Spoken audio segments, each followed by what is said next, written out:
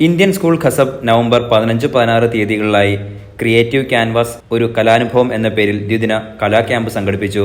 വിദ്യാർത്ഥികളുടെ സമഗ്ര വികസനത്തോടുള്ള school principal Bindu സജ്ജിയുടെ ദീർഘവീക്ഷണത്തിന്റെ മകുടോദാഹരണമാണ് ഈ പുതിയ സംരംഭം. പ്രൈമറി, മിഡിൽ വിഭാഗങ്ങളിലെ വിദ്യാർത്ഥികളിൽ കലാപരവും സർഗാത്മകവുമായ കഴിവുകളെ പരിപോഷിപ്പിക്കുന്നതിനും പ്രചോദിപ്പിക്കുന്നതിനുമായാണ് ക്യാമ്പ് ലക്ഷ്യമിടുന്നത്.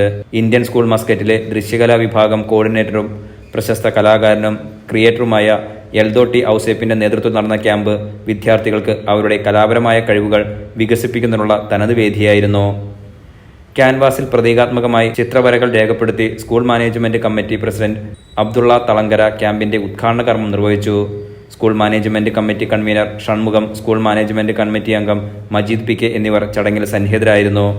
School head boy master Mahmood റയ്യാന്റെ ഊഷ്മളമായ സ്വാഗത പരിപാടികളോടെ ആരംഭിച്ച പരിപാടി 4ാം ക്ലാസ്സിലെ നസീഫ മഹബൂബ് അത്രീദയുടെ ഹൃദയംഗമായ നന്ദി പ്രകാശനത്തോടെ അവസാനിച്ചു. വിദ്യാർത്ഥികളിലും സ്കൂൾ സമൂഹത്തിലും മായാത്ത മുദ്ര പതിപ്പിച്ച കലയുടെ ചടുലവും മനോഹരവുമായ ആഘോഷമായിരുന്നു ക്രിയേറ്റീവ് കലാ ക്യാമ്പ്. Enlight news, Khasab.